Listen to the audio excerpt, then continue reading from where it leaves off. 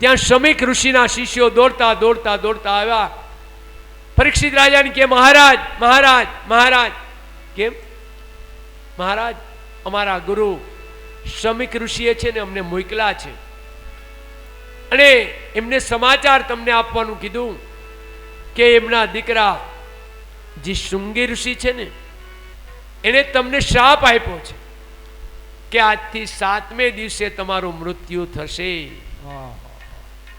આમ જ્યાં પરીક્ષિતજી મહારાજને વાવડ થયા કે આજથી 7મે દિવસે મારું મૃત્યુ, એટલે જે ઋષિકુમારો સમાચાર દેવા આવ્યા હતા ને એ ઋષિકુમારીનો પેલા વંદન કર્યા, આભાર માન્યો.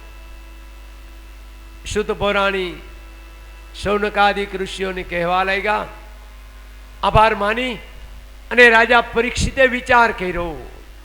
સોનાનો મુગટ પાપનું દ્રવ્ય કાઢી નાખ્યું હતું એટલે પસ્તાવો થયો. કલાપીએ બહુ સરસ કીધું, આ પસ્તાવો વિપુલ ઝરણું સ્વર્ગથી ઉતરું છે, પાપી એમાં ડૂબકી દઈને પુણ્યશાળી બને છે. અને સોક્રેટિસે એ જ કીધું છે, ઈટ ધ સિન નોટ ધ સિનાર. પાપીનો ક્યારેય ત્યાગ ન કરાય. પાપીની અંદર રહેલું જે કૃત્ય છે પાપ, એનો ત્યાગ કરો. અને કલાપી એનું ગુજરાતી કીધું, હણો ના પાપીને દ્વિગુણ બનશે પાપ જગમાં. આ જગતમાંથી પાપ ઓછું કરવું હોય ને તો પાપીનો તિરસ્કાર ન કરાય. એની અંદર રહેલું જે કૃત્ય છે પાપ, એનો તિરસ્કાર કરી અને એમ કહે, ભાઈ તું આવો માણસ, આપણે આવું કરાય નહીં, તારાથી એવું થઈ ગયું, જોજો એ સુધરી જાય ને તો વાલિયામાંથી વાલ્મીકી ઋષિ પણ બની જાય. હો, ધ્યાન રાખ. જય હો. નકે વાલીએ કઈ અધમ કૃત્યો કરવામાં બાકી નહોતું રાખ્યું, પણ એ સુધરી ગયો ને તો વાલ્મીકી થયા. એમ અહીંયા રાજા પરીક્ષિતને વિચાર આવ્યો કે મારાથી અધમ કૃત્ય થઈ ગયું, એક ઋષિનું અપમાન થયું, હવે છે ને મારું મૃત્યુ પણ નજીક છે. અને તરત રાજા પરીક્ષિત ચક્રવર્તી રાજા હતા, એમના જે દીકરા હતા જન્મેજય, એમ જન્મેજયને બધું રાજકારભાર બધું સોંપી દીધું. જેમ ધર્મરાજ યુધિષ્ઠિરે પરીક્ષિતને આપ્યું, ઘણા વર્ષો થયા, પરીક્ષિતે એમના દીકરાને બધો રાજકાર સોંપી અને પરીક્ષિત મહારાજે વિચાર કર્યો કે હવે મારું મૃત્યુ નજીક છે ને તો મારે મૃત્યુ સુધારવાનો કંઈક રસ્તો ગોતવો છે. આમ વિચાર કરી પરીક્ષિતજી મહારાજ મોટા મોટા સાધુ મહાત્માઓ ઋષિઓ તપસ્વીઓ બધાની પાસે જઈ એક પ્રશ્ન પૂછે. પરીક્ષિતજી મહારાજ કહે છે, મહારાજ જેનું મૃત્યુ નજીક હોય ને એને મૃત્યુ સુધારવા શું કરવું, અને જેનું મૃત્યુ નજીક હોય એને શું કરવું જોઈએ? જો આ પ્રશ્ન આપણો જ છે. પરીક્ષિત રાજા તો માત્ર નિમિત્ત છે, આપણા કલ્યાણ માટેનો આ પ્રશ્ન છે કે જેનું 7 જ દિવસમાં મૃત્યુ એને શું કરવું મૃત્યુ સુધારવા? આપણું મૃત્યુ 7 દિવસમાં જ છે. આજે મંગળવાર, મંગળ બુધ ગુરુ શુક્ર શનિ રવિ ને સોમ 7 જ વાર છે. તો 7 જ દિવસમાં જેનું મૃત્યુ હોય એને મૃત્યુ સુધારવા શું કરવું?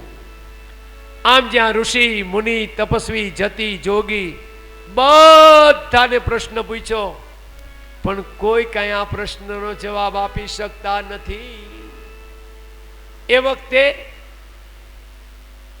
બીજા જે ઋષિ મુનિ તપસ્વીઓ હતા ને એને એમ કીધું, મહારાજ પરીક્ષિત રાજા સાંભળો, મૃત્યુ કઈ રીતે સુધરે અથવા મૃત્યુ સુધારવું કેમ એ ખબર નથી, પણ એટલી ખબર છે કે ગંગાજીને કિનારે જો કોઈનું મૃત્યુ થાય ને તો એને મોક્ષની ગતિ મળે છે. જય હો, જય હો. એટલી ખબર છે કે તમે ગંગા કિનારે જાઓ અને જો ત્યાં તમારું મૃત્યુ થાય ને તો તમને મોક્ષની ગતિ મળે. આમ કીધું એટલે તરત જ છે ને પરીક્ષિત રાજાએ વિચાર કર્યો, ભલે કાંઈ વાંધો નહીં, હાલ ગંગા કિનારે તો જાઓ, ત્યાં જઈશ અને મને બધું જ્ઞાન મળશે, રસ્તો મળી જશે, અને ત્યાં જઈશ ને કદાચ રસ્તો નહીં મળે અને ગંગા કિનારે જો મૃત્યુ થશે ને તો પણ મારો કલ્યાણ અને ઉદ્ધાર થશે. આમ વિચાર કરી અને પરીક્ષિતજી મહારાજ ગંગાજીને કિનારે ગયા. ગંગાજીના કિનારે પહોંચ્યા, જોયું તો હજારો ઋષિ મુનિ તપસ્વી જતી જોગીઓ વર્ષોથી ગંગા કિનારે તપશ્ચર્યા કરતા હતા. અને એ બધા ગંગા કિનારે શા માટે આવ્યા હતા? માત્ર મોક્ષની પ્રાપ્તિ માટે. જો શ્યામ સુંદર યમુના મહારાણી છે ને એ ભક્તિદાયી છે. આચાર્ય વલ્લભાધીશ મહારાજ જોજો, જે ભક્તિ પ્રાપ્ત કરી આચાર્ય વલ્લભાધીશ મહારાજે, એ શ્યામ સુંદર યમુના મહારાણીને કિનારે. પણ અંત સમયે વલ્લભાધીશ મહારાજ ગંગા કિનારો પસંદ કર્યો. કેમ? યમુનાજી ભક્તિ આપે છે, પણ મોક્ષ માટે તો ગંગાનું શરણું લેવું પડે. એટલે પરમ પૂજ્ય આચાર્ય શ્રી વલ્લભાધીશ મહારાજે ગંગાને યમુના મહારાણી કિનારે ભક્તિ કરી, યમુના મહારાણીને નમસ્કાર કરી, અને અંત સમયે શ્યામ સુંદર યમુના મહારાણીને નમસ્કાર કરી અને વલ્લભાધીશ મહારાજ ગંગાના કિનારે પધાર્યા. એમ આ રાજા પરીક્ષિત છે ને એ મોક્ષની પ્રાપ્તિ માટે, પ્રાયશ્ચિત માટે, મૃત્યુ સુધારવા માટે રાજા પરીક્ષિત ગંગાના કિનારે પહોંચ્યા. અને જ્યાં ગંગાના કિનારે પહોંચ્યા ને ત્યાં બધાને પૂછ્યું, પણ કોઈને ખબર નથી કે મૃત્યુ સુધારવા શું કરવું. બીજી તરફ ભક્તની ચિંતા કોને થાય? ભગવાનને થાય. એમ અખિલ બ્રહ્માંડના નાયક પરમ પિતા પરમાત્મા છે ને એને પરીક્ષિતની ચિંતા થવા લાગી. પરમાત્માએ વિચાર કર્યો કે મારો મહાન ભક્ત પરીક્ષિત એક ક્ષણિક વિચાર દોષને લીધે આવી ભૂલ કરી બેઠો, એક ઋષિના કંઠમાં મરેલો સર્પ નાખ્યો, તો આનું મારે જીવન તો સુધારવું પણ એનું મૃત્યુ પણ સુધારવું છે. એટલે તરત પરમાત્માએ છે ને સુખદેવજી મહારાજને આજ્ઞા કરી, સુખદેવજી મહારાજ તમારે એક કાર્ય કરવાનું છે. શું? તો કે તમારે છે ને ગંગા કિનારે જઈ અને મારો એક પરમ ભક્ત જે પરીક્ષિત છે ને એ અત્યારે મુશ્કેલીમાં છે, એને તમારે છે ને રસ્તો બતાવી અને એનું કલ્યાણ કઈ રીતે થાય ને એ તમારે કહેવાનું છે. આમ જ્યાં સુખદેવજી મહારાજને આજ્ઞા કરી, સુખદેવજી મહારાજે વિચાર કર્યો ભલે કાંઈ વાંધો નહીં. અને એ વખતે છે ને સુખદેવજી મહારાજ ને વિચાર કર્યો કે હું ગંગા કિનારે જઈશ ને મને માં ગંગાના દર્શન થશે, ગંગા કિનારે બેઠેલા હજારો ઋષિ મુનિ તપસ્વીઓ હશે એનું પણ દર્શન થશે.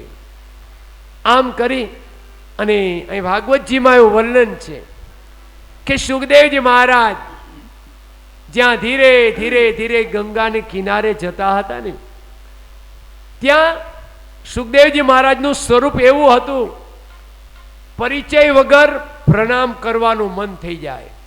ઓળખતા હોય એને તો હવ પૈગે લાગે, પણ અહીં લખ્યું છે કે પરિચય વગર પ્રણામ કરવાનું મન થાય એવું દિવ્ય સ્વરૂપ હતું, દિગંબર અવસ્થા.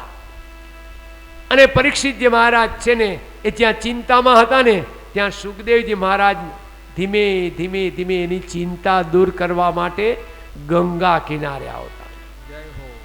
અને જ્યાં ગંગા કિનારે આવતા હતા ને અહીં ભાગવતજીમાં એવું વર્ણન છે કે ગંગા કિનારે આવતા હતા ને ત્યારે સુખદેવની સાથે અનેક પશુ પંખીઓ કિલ્લોલ કલબલ કલબલ કલબલ કલબલ કરતા કરતા સુખદેવજી મહારાજની સાથે વાતો કરે છે. પ્રકૃતિ પણ જેની સાથે વાતો કરે, વિચાર તો કરો આ કેવો દિવ્ય પુરુષ હશે. પશુ પક્ષીઓ છે કલબલાટ કરી, કોઈ એના ખંભા પર પક્ષીઓ બેઠા હણકા છે, સુખદેવજી મહારાજને છે પગમાં ચરણમાં દંડવત પ્રણામ કરે છે, સસલા કૂદતા જાય છે, હાથી સિંહ વાઘ છે ને આ સુખદેવજીના ચરણ છે ને એની ધૂળીને લઈ અને મસ્તક ઉપર ગ્રહણ કરે છે. નકર વિચાર કરો, હિંસક પ્રાણીઓ સિંહ વાઘ દીપડા, પણ સુખદેવજીના ચરણની જ્યાં ધૂળી લીધી ને એ પણ શાંત થઈ ગયા. પક્ષીઓ કાબર ચકલા પોપાટ સુખદેવજીના છે ને ખંભા પર બેસી અને કલબલ કલબલ કલબલ કલબલ કવાજ કરવા લાગ્યા. જય હો. પોપટ ચકલા પારેવા, પોપટ ચકલા પારેવા, કેવા સુંદર વાહરેવા, કેવા સુંદર વાહરેવા. પોપટ ચકલા પારેવા, પોપટ ચકલા પારેવા, કેવા સુંદર વારેવા, કેવા સુંદર વારેવા. સુખદેવજી મહારાજ જય હો.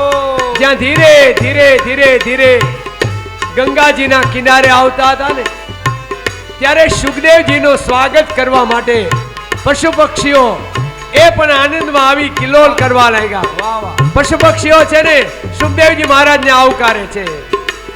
પોપટ ચકલા પારેવા, પોપટ ચકલા પારેવા, કેવા સુંદર વારેવા, કેવા સુંદર વારેવા.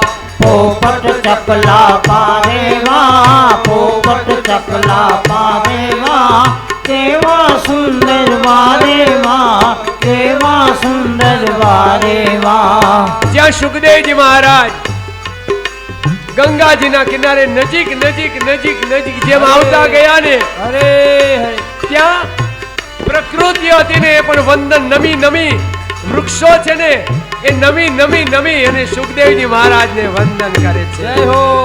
જન્મ ત્યાંથી સુવાળા સૌને લાગે અતિ પ્યારા, પોપટ ચકલા પારેવા, પોપટ ચકલા પારેવા.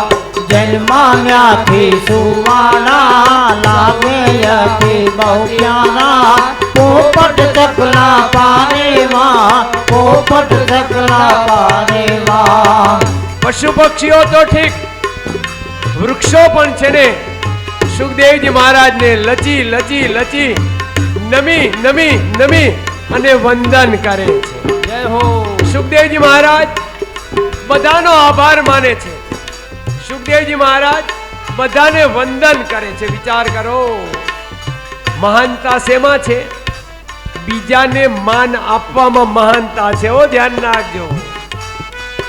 આખી પ્રકૃતિ જેને વંદન કરે ને સુખદેવજી બધાને માન આપે છે. જય હો. પોપટ ચકલા પારેવા, પોપટ ચકલા પારેવા, કેવા સુંદર વારેવા, કેવા સુંદર વારેવા. પોપટ ચકલા પારેવા, પોપટ ચકલા પારેવા, કેવા સુંદર વારેવા, કેવા સુંદર વારેવા. ધીરે ધીરે ધીરે જ્યાં સુખદેવજી મહારાજ ગંગાના કિનારા નજીક આવી ગયા, બધા ઋષિ મુનિઓ છે ને ત્રિકાળ જ્ઞાની હતા. ઋષિ મુનિઓને ખબર હતી કે જે આવે છે ને કોઈ સામાન્ય વ્યક્તિ નથી. સૂર્ય જેટલો તો પ્રકાશ છે, સૂર્યમાંથી જાણે કટકો નીચે ન ખર્યો હોય એવું દિવ્ય એનું તેજ છે. અને આ સુખદેવજી મહારાજનું જ્યાં ઋષિ મુનિ તપસ્વીએ દર્શન કર્યું ને ત્યારે અહીં વર્ણન છે ભાગવતની અંદર કે હજારો વર્ષથી એક જ જગ્યાએ જે તપશ્ચર્યા કરતા હતા ઋષિ મુનિ તપસ્વીઓ એ ઊભા થયા. ઊભા થઈ અને નાનકડા એવા 16 વર્ષનો સુખદેવજીનો જય જયકાર કરે. શ્રી સુખદેવજી મહારાજ હજારો વર્ષથી જે તપશ્ચર્યા કરતા હતા ને એને આવડા 16 વર્ષના દિવ્ય યુવાન પુરુષનું જ્યાં દર્શન કર્યું ને ત્યાં ઊભા થઈ જય જયકાર કરી અને બધા વંદન કરવા લાગ્યા. જય હો. અહીં ભાગવતજીમાં તો એવું વર્ણન છે કે આ જે ઋષિ મુનિ તપસ્વીઓ હતા ને એમાં સુખદેવજીના પિતા વ્યાસજી પણ ત્યાં હતા. વાહ ભાઈ વાહ, જય હો. એને પણ ઊભા થઈને પોતાના સંતાનને નમસ્કાર કર્યા. અને બીજું એવું વર્ણન છે કે વ્યાસજીનો હૃદય એકદમ ગદ ગદ ગદ ગદ ગદ ફૂલી ગયો. વ્યાસજીના આંખમાંથી હર્ષના આંસુ આવી પડ્યા. વિચાર તો કરો, પોતાની હાજરીમાં પોતાના સંતાનનું જ્યારે પણ છે ને સત્કાર થાય, સ્વાગત થાય ને, ત્યારે મા બાપના હૃદયનો એકદમ આનંદ છે ને ઉભરાય છે. એમ આજે વ્યાસજીનો આનંદ એટલો ઉભરાણો કે વાહ, ધન્ય છે મારા દીકરાને કે ભારત વર્ષના સાધુ સંતો મહારાજો એ બધા ઊભા થઈ અને એને માન આપે છે.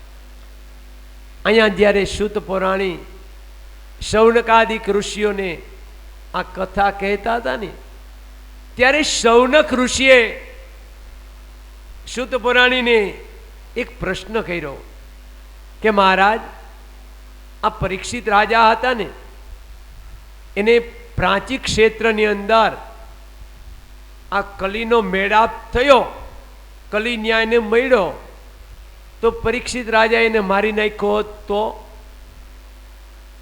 પરીક્ષિત રાજાએ કલીને કેમ માર્યો નહીં? આમ શૌનકાદિક ઋષિએ પ્રશ્ન કર્યો.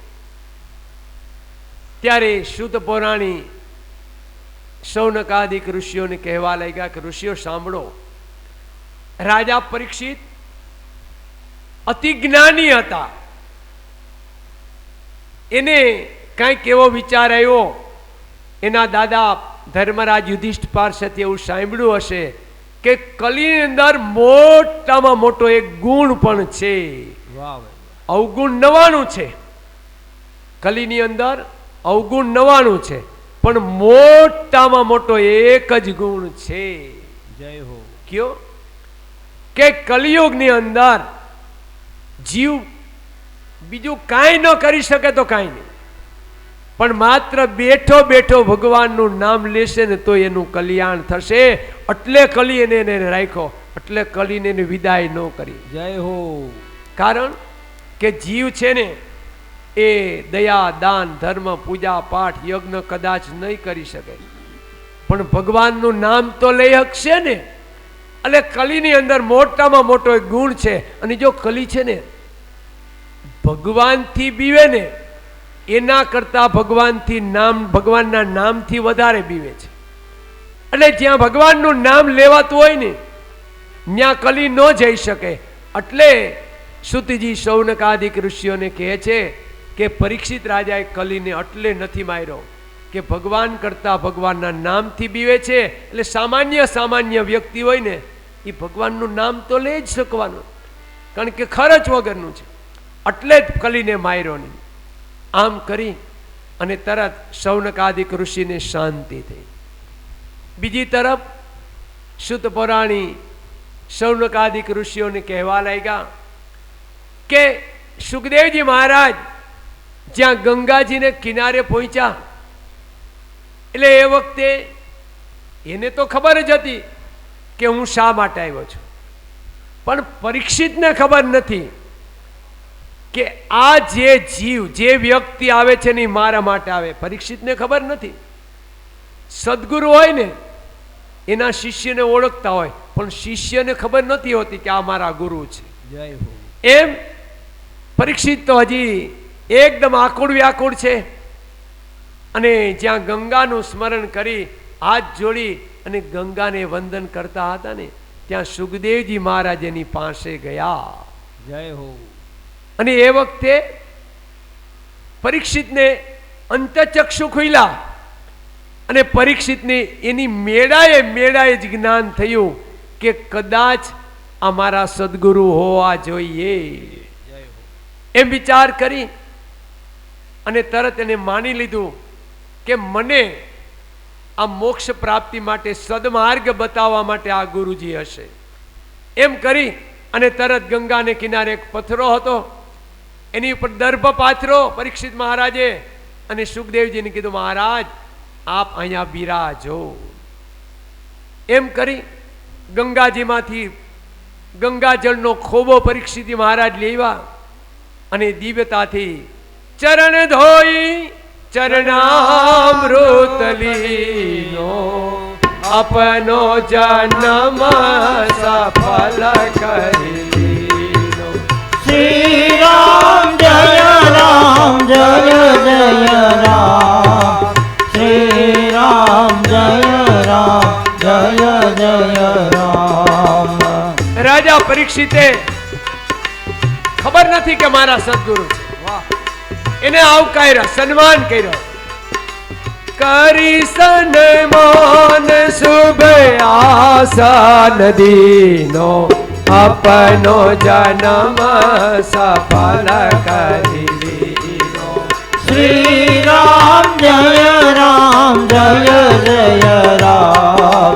શ્રી રામ જય રામ જય જય રામ. રાજા પરીક્ષિતે વિચાર કર્યો કે કદાચ મારા સદગુરુએ સન્માન કર્યો.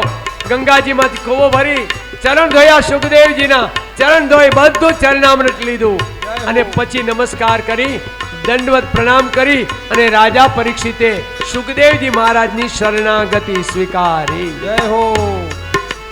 ચરણ ધોઈ ચરણામૃત લીનો અપનો જન્મ સફલ કરી લીનો.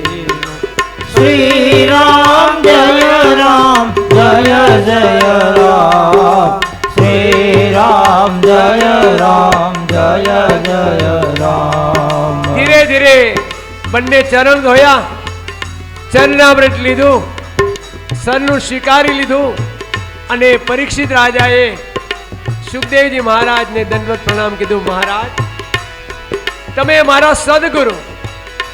મહારાજ, હવે મારે આપને બે પ્રશ્ન પૂછવા છે. એક પ્રશ્ન એ કે જેનું મૃત્યુ નજીક હોય તો મૃત્યુ સુધારવા શું કરવું, એક એ પ્રશ્ન મારો છે. અને મારો બીજો પ્રશ્ન એ છે કે મૃત્યુ સુધારવા શું કરવું. તો આ મારી રીતે મારાથી એક ભયંકર ઋષિનું અપમાન થઈ ગયું, ભયંકર પાપ થઈ ગયું છે ને, તો આ પાપમાંથી તમે મને છોડાવી અને મારું મૃત્યુ મને સુધરાવો. આમ કરી અને એ વખતે શુદ્ધ પૌરાણી શૌનકાદિક ઋષિઓને છે ને આવી રીતે કહેવા લાગ્યા કે હે શુદ્ધ પૌરાણી, હવે મૃત્યુ સુધારવાના જે ઉપાય છે એમ કહું છું. इति श्रीमद्भागवते महापुराणे वैयाशक्याम अष्टादशसहस्रायाम श्रीमद्भागवते प्रथम स्कंद संपूर्ण कृष्ण कन्हैयालाल की जय. श्रीमद्भागवतना प्रथम स्कंदने विराम. श्रीमद्भागवतना द्वितीय स्कंदनो प्रारंभ. स्वस्थ श्री गणेशाय नमः. श्री सरस्वत्यै नमः.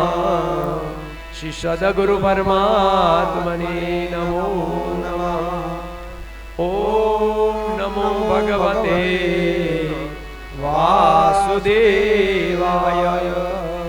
श्री शुक उवाच वर्यान् एषते प्रश्न कृतो लोकाहितो नृपा आत्मविसम्मतं पुष्टं श्रोतव्यादि राजेन्द्र नृणां सन्ते सहस्रश अपश्यतामात्मनं तत्त्वं गृहेषु गृहमेदिना. कृष्ण कन्हैयालाल की जय. श्रीमद् भागवतना बीजा स्कंदनो प्रारंभ. શ્રીમદ ભાગવતના બીજા સ્કંદના પ્રારંભથી અહીંયા દિવ્યતા વ્યાપ્ત થાય છે. હવે ભાગવતજીની શરૂઆત થાય. જો આપને એક પ્રશ્ન ઉદ્ભવે કે આપણે કાલ બપોરના સાંભળીએ છીએ, આજ સવારના સાંભળીએ છીએ, તો એ ભાગવત ન હતું? હા, એ ભાગવત જ હતું, પણ એ ભાગવત અંતર્ગત મહાભારતની કથા આપણે સવારે સાંભળી. પણ ભાગવત કોને કહેવાય? સુખદેવજી મહારાજ જે બોલે એ ભાગવત કહેવાય. તો શ્રીમદ ભાગવતના પ્રથમ સ્કંદમાં સુખદેવજી મહારાજ ક્યાંય આવ્યા નથી, ક્યાંય નથી આવ્યા. પણ જ્યારે રાજા પરીક્ષિત રાજા બન્યા, ચક્રવર્તી રાજા થયા, પોતાનાથી ન કરવાનું કર્યું, ઋષિનું અપમાન કર્યું, ઋષિનો શ્રાપ મળ્યો, અને પછી એ રાજાને જ્ઞાન થયું અને એ રાજા ગંગાજીના કિનારે આવ્યા. એને પશ્ચાતાપ થયો, ભગવાનને પ્રાર્થના કરી કે મૃત્યુ સુધારવા શું કરવું.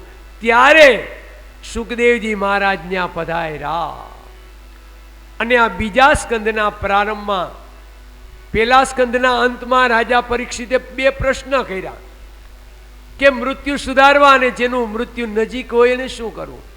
એનો જવાબ સુખદેવજી મહારાજ બીજા સ્કંદની આપને આપે છે. સુખદેવજી મહારાજ પરીક્ષિત રાજાની કહે છે કે રાજન, નિગમ કલ્પતરોર ગલિતમ ફલમ સુખમુખાદ મૃત દ્રવ સંયુતમ પિબદ ભાગવતમ રસમાલયમ મોરહો ઋષિકા ભુવિ ભાવુકા. રાજાએ પ્રશ્ન કર્યો ને કે મૃત્યુ સુધારવા શું કરવું. ત્યારે સુખદેવજી મહારાજ પરીક્ષિત રાજાને પેલા એમ કે છે કે રાજન સાંભળ, પેલા તારું મન તું મને આપી દે. આપણા સદગુરુ હોય ને એને આપણે આપણું મન સમર્પિત કરી દેવાય. એટલે તરત કીધું તારું મન મને આપ. કેમ? કારણ કે આ જીવનો ઉદ્ધાર પણ મન કરે છે, જીવને અધોગતિ પણ મન આપે છે. ગીતાજીમાં ભગવાન યોગેશ્વરે અર્જુનને કીધું, મન એવમ મનુષ્યાણામ કારણમ બંધ મોક્ષયો. તો રાજા, આ તારું જે મન છે ને એ મન તું મને આપી દે. તારું તન ભલે તારી પાસે રહ્યું, શરીર આપણે રખાય, આપણું મન ઈશ્વરને સમર્પિત કરી દો, એટલે કોઈ દી મુશ્કેલી પડે નહીં. આમ કરી અને રાજાને સુખદેવજી મહારાજે કીધું, રાજન સાંભળ, પેલા તો જીવ માત્રમાં ઈશ્વરી તત્વના દર્શન થવા જોઈએ. રામાયણમાં તુલસીદાસજી મહારાજે એ જ કીધું છે, સિયા રામમય સબ જગ જાની કરવ પ્રણામ જોરી જુગપાની. જે દરેકમાં ઈશ્વરી તત્વના દર્શન કરે ને એ ઈશ્વર તરફ એક ડગલું આગળ વધી શકે છે. ધ્યાન રાખજો, એક જ ડગલું. આમ કરી અને બધામાં પોતાનું જ ઈશ્વરના જેને દર્શન થાય ને એ ઈશ્વર તરફ આયુષ્ય આગળ વધી શકે. અહીંયા સુખદેવજી મહારાજ પરીક્ષિત રાજાને કહે છે કે રાજન, તને શેનો ભય છે? રાજા પરીક્ષિતે કીધું, મહારાજ મને મૃત્યુનો ભય છે. કેમ? મહારાજ મને શ્રાપ છે, એક નાગદંશ દેશે ને મારું મૃત્યુ થશે. બરોબર છે, પણ રાજા હવે તું ચિંતા કરમાં, તારું પેલા મારે તારું જીવન સુધારવું છે. હજી તારી પાસે 7 દિવસ બાકી છે. જો એમ નથી કીધું 7 જ દિવસ નહીં. વિચારસરણી અને મનની છે ને, વિચારસરણી મોટી હોય ને કોઈ દી દુઃખી ન થાય. રાજાને એમ નથી કીધું 7 જ દી છે, જલ્દી કર. રાજાને સુખદેવજી મહારાજ કીધું, રાજા હજી તો 7 દિવસ તારી પાસે છે અને ચોક્કસ હું તારું કલ્યાણ અને ઉદ્ધાર કરીશ. આમ કરી અને તરત જ છે ને રાજાને કીધું, રાજા એક તો તને આ માનવ દેહ મળ્યો ને, સરસ, હવે આ માનવ દેહથી મારે તારું કલ્યાણ કરવું. રાજા હું તને પરમાત્માની દિવ્ય કથામૃત છે ને, પરમાત્માના જીવન ચરિત્ર, ભગવાનની કથા આ 7 દિવસમાં હું બધું તને સંભળાવીશ.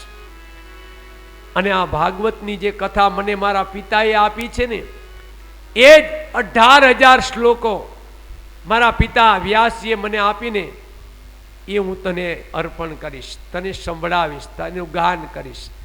અને જે જીવ આ ભાગવતની કથાનું પાન કરે ને એ જીવતા સાંભળે ને તો એનું જીવન સુધરે.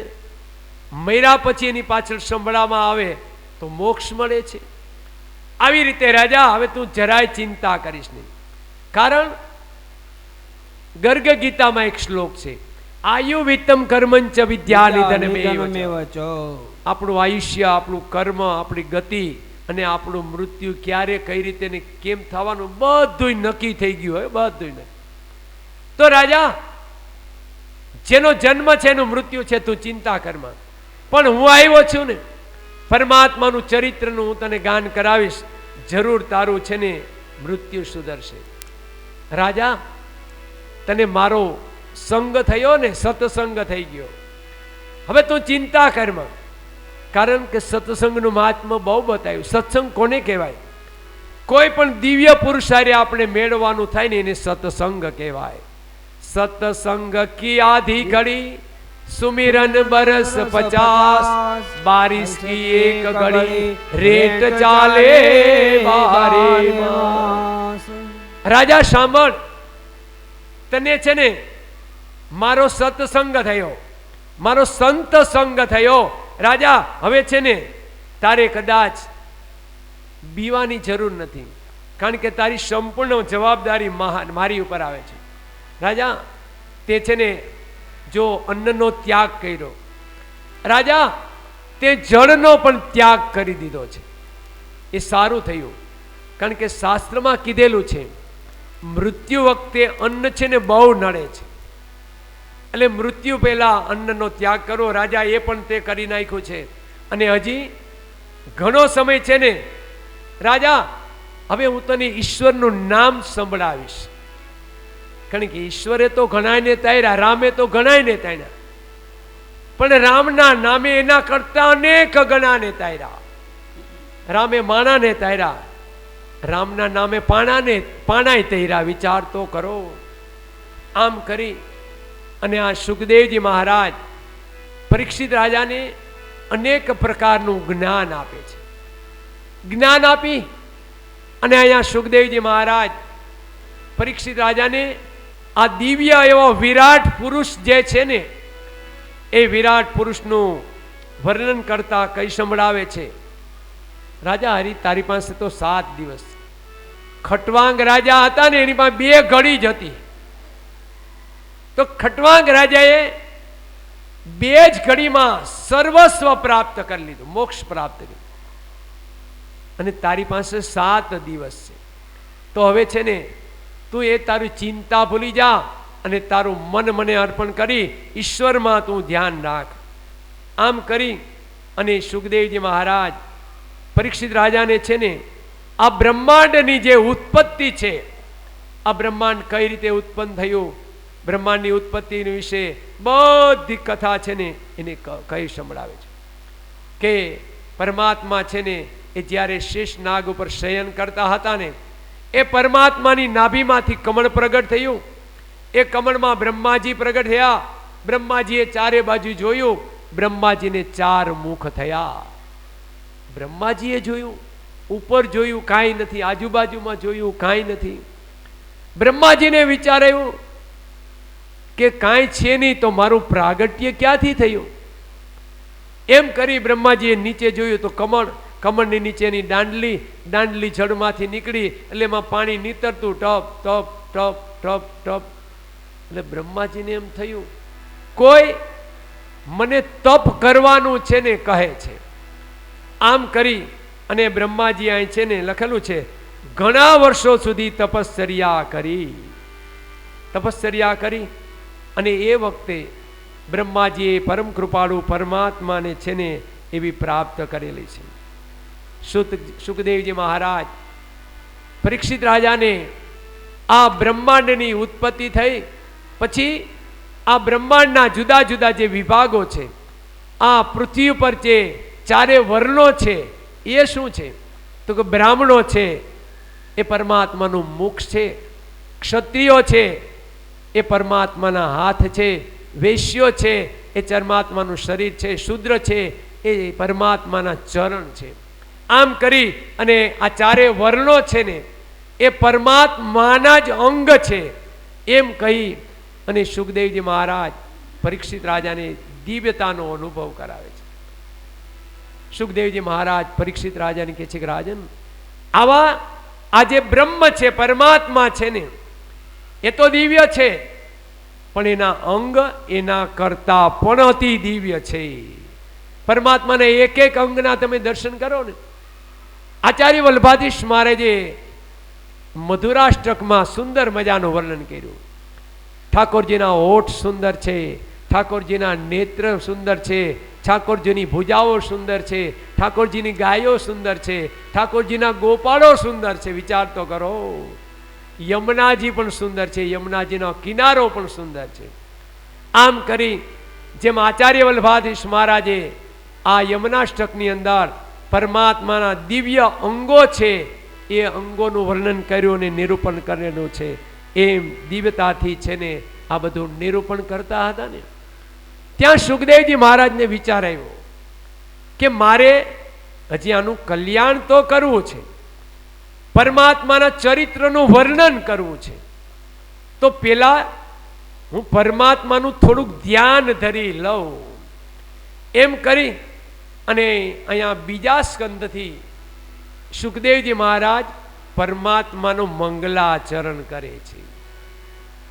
પેલા સ્કંદમાં છે સુખદેવજી મહારાજ ક્યાંય છે નહીં, બીજા સ્કંદમાં પધાર્યા અને બીજા સ્કંદમાં આવી અને ચોથા અધ્યાયથી છે ને સુખદેવજી મહારાજે નેત્ર બંધ કરી અને પોતાના પરમાત્માને વંદન કર્યા. શું કહું? વાચ નમઃ પરાશ્મે પુરુષાય ભૂયસે સદોવ્યવસ્થાદ નિરોધ લીલયા ગૃહે ત્વશક્તિ ત્રિતયાય દેહિના અંતા ભવાયા નુપલાક્ષવાત્મને. અહીંયા સુખદેવજી મહારાજ એમના ઈષ્ટદેવને વંદન કરે છે. એમના ઈષ્ટદેવને વંદન કરી અને દિવ્યતાથી એને વિચાર આવ્યો, નેત્ર બંધ કર્યા કે મારે આ રાજા પરીક્ષિતનું હવે કલ્યાણ કરવું છે. એટલે સુખદેવજી મહારાજ એના ગુરુને વંદન કર્યા. સુખદેવજી મહારાજના ગુરુ રાધા રાણી. અહીં લખેલું છે નમો નમસ્તે વૃષભાય શાશ્વતમ વિદુર કાષ્ટાય નિરાસ્ત સામ્યાતિશયેન રાધસા સ્વધામની બ્રહ્મરણિરંસ્યતે.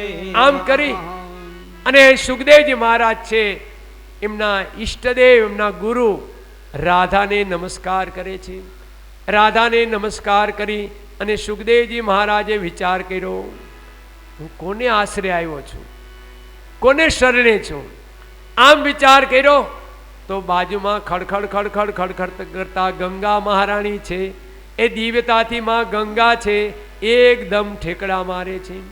એટલે સુખદેવજી મહારાજ વિચાર કર્યો, જેને જેનો આશરો એને એની લાજ.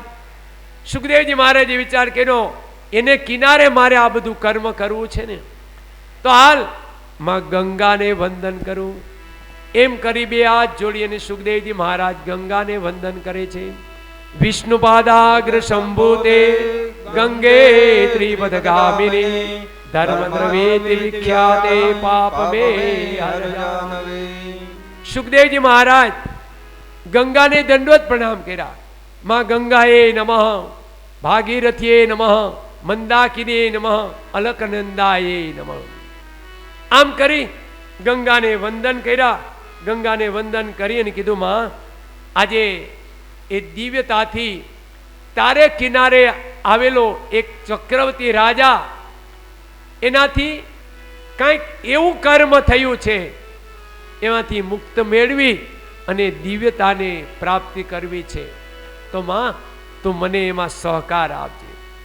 આમ કરી અને અહીંયા સુખદેવજી મહારાજ પરીક્ષિત રાજાને હવે જ્ઞાન દેવા લાગ્યા. સુખદેવજી મહારાજ પરીક્ષિત રાજાને કહે છે કે રાજન સાંભળ, કદાચ જીવથી જાણતા પાપ થઈ જાય કે અજાણતાથી પાપ થઈ જાય તો પાપમાંથી છૂટવાના જે ઉપાય છે એ પણ તને બતાવું. અહીં બતાવેલું છે ભાગમાંથી. પાપમાંથી છૂટવા શું કરવું? યદ કીર્તનમ યદ સ્મરણમ યદીક્ષણમ યદ્વનમ યદક્ષણમ મધુરમ. રાજા, પાપમાંથી છૂટવા હોય ને તો કીર્તન, હરિનામ સ્મરણ કરવું, કે જેથી કદાચ જાણી જોઈને પાપ થઈ ગયા હોય તોય ભલે, ખબર વગર પાપ થઈ ગયા હોય તોય ભલે, અને જો પાપમાંથી છૂટવું હોય તો ભગવાનના નામ લેવાથી રાજા પાપમાંથી છૂટી જવાય છે. તો રાજા પરીક્ષિત, હવે છે ને તું ચિંતા કરતો નહીં, તું છે ને કૃષ્ણ પરમાત્માની દંડવત પ્રણામ કરી, હાથ જોડી નેત્ર બંધ કરી, હું કૃષ્ણ કથા તને કઈ સંભળાવું છું. તો એ કૃષ્ણ કથામાં તું સતત ઈશ્વરી ચિંતન કરજે. કારણ કે ઈશ્વરને દંડવત પ્રણામ કરવાથી ક્યું ફળ મળે છે? એકોપી કૃષ્ણ કરતા પ્રણામો દશાશ્વમેધાવૃધેવ તુલ્યમ દશાશ્વમેધા પુનરેપી જન્મ કૃષ્ણ પ્રણામી ન પુનર્ભવેત. જે જીવ પરમાત્માને દંડવત પ્રણામ કરે ને, જો અશ્વમેધ યજ્ઞ કરો ને તો કદાચ પાછો જન્મ લેવો પડે, પણ આપણે ન કરી શકીએ. પણ જે જીવ પરમાત્માને દંડવત પ્રણામ કરે ને એને પણ અશ્વમેધ યજ્ઞ જેટલું જ ફળ મળે છે. તો રાજા, તું ઈષ્ટદેવને દંડવત પ્રણામ કરે, કારણ કે પ્રણામમાં એટલી શક્તિ રહે છે.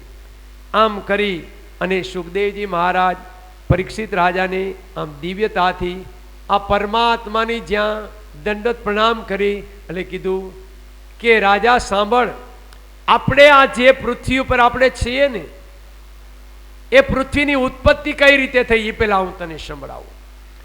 એમ કરી અને અહીંયા સુખદેવજી મહારાજ પરીક્ષિત રાજાને કહેવા લાગ્યા કે રાજન, આમ આ જે પંચ મહાભૂત હતા, પૃથ્વી, જળ, તેજ, વાયુ અને આકાશ, આ પંચ તત્વોમાંથી આ પૃથ્વી જે આપણે રહીએ છીએ ને એ પૃથ્વીની ઉત્પત્તિ થઈ અને એની અંદર છે ને પરમાત્માએ 14 વિભાગ પાડ્યા. ઉપરના જે 7 વિભાગ છે એને લોક કહેવાય, નીચેના જે 7 વિભાગ છે એને પાતાળ કહેવાય. ઉપરના જે 7 લોક છે એના નામ કીધેલા છે કે જેનું આપણે દર્શન કરીએ અથવા તો જેનું નામ સ્મરણ કરીએ ને તો પણ આપણે પાપમાંથી મુક્ત થાય. તો આ લોક ક્યાં ક્યાં છે? ભૂરલોક, મહલોક, જનલોક, તપલોક અને સ્વર્ગલોક. નીચે જે 7 પાતાળ છે એના નામ કીધા કે એનું નામ સ્મરણ કરવાથી પણ આપણે પાપમાંથી મુક્ત થાય. તો એ પાતાળ ક્યાં ક્યાં છે? અતળ, વિતળ, સુતળ, રસાતળ, મહાતળ અને પાતાળ. તો રાજા, આ પરમાત્માએ જેની રચના કરી છે એનું દર્શન કરીએ અથવા એનું નામનું સ્મરણ, એનું નામ લઈ અને એને વંદન કરીએ તો પણ આપણે પાપમાંથી મુક્ત થઈ જાય છે. આમ કરી સુખદેવજી મહારાજ પરીક્ષિત રાજાને છે દિવ્યતાથી આ થયેલા પાપમાંથી મુક્ત થવા માટેના જુદા જુદા જે ઉપાયો છે ને એ ઉપાયો બતાવ્યા. ત્યાર પછી જે સુખદેવજી મહારાજ પરીક્ષિત રાજાને કહે છે કે રાજન સાંભળ, પરમાત્માએ જ્યારે બ્રહ્માજીને આ 4 શ્લોક ભાગવતના આપ્યા, બ્રહ્માજીએ નારદજીને આ 4 શ્લોક આપ્યા, નારદજીએ મારા પિતા વ્યાસજીને આ 4 શ્લોક આપ્યા, મારા પિતાએ 4 શ્લોકમાંથી આ 18,000 શ્લોકની જે રચના કરીને એ 18,000 શ્લોક ભાગવતના છે ને એનાથી જીવનું કલ્યાણ થાય. રાજા, તો મારા પિતા પાસેથી મેં આ 18,000 શ્લોક જે સાંભળ્યા છે, લીધા છે, એ 18,000 શ્લોક હું તને સંભળાવીશ. પણ એમાં આ જીવ છે ને ઈશ્વરી તત્વથી જુદો પડે છે. કેમ કે જીવ અને ઈશ્વર વચ્ચે માયા આવી જાય ને એટલે માયા છે ને જીવને નચાવે છે, ભગવાન ભૂલાઈ જાય છે. એટલે માયા આવી જવાથી જીવનું કલ્યાણ થતું નથી.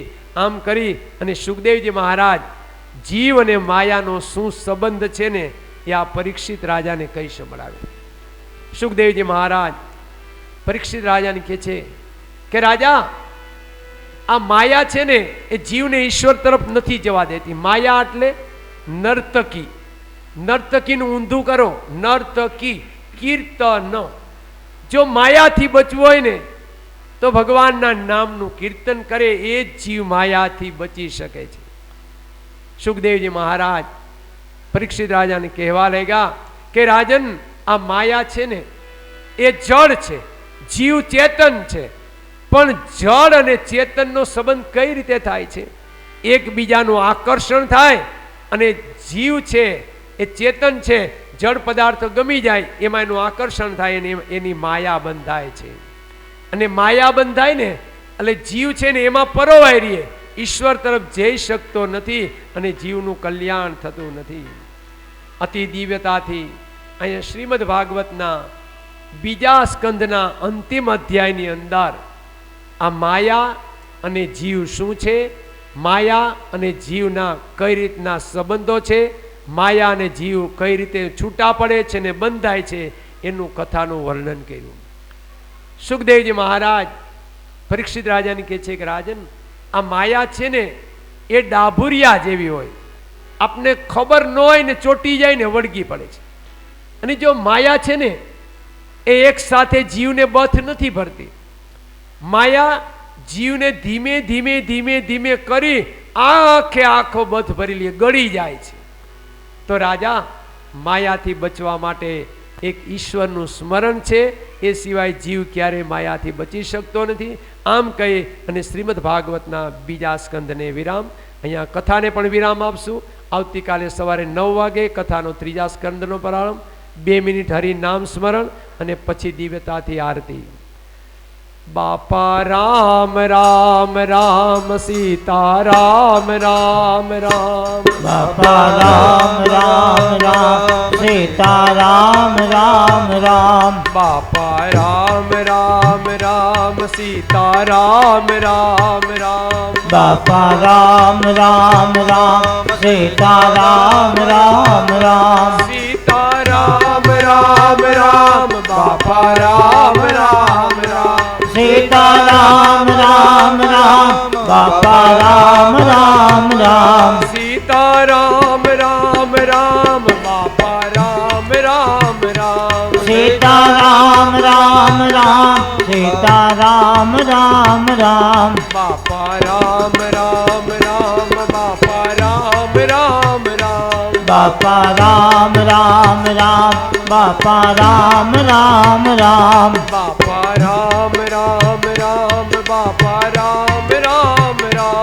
બાપા રામ રામ રામ, બાપા રામ રામ રામ. બાપા રામ સીતારામ, બાપા રામ સીતારામ. બાપા રામ સીતારામ, બાપા રામ સીતારામ. બાપા રામ સીતારામ, બાપા રામ સીતારામ. બાપા રામ સીતારામ, બાપા રામ સીતારામ. બાપા રામ રામ રામ, બાપા રામ રામ રામ. બાપા રામ રામ રામ, બાપા રામ રામ રામ. બાપા રામ સીતારામ, બાપા રામ રામ રામ.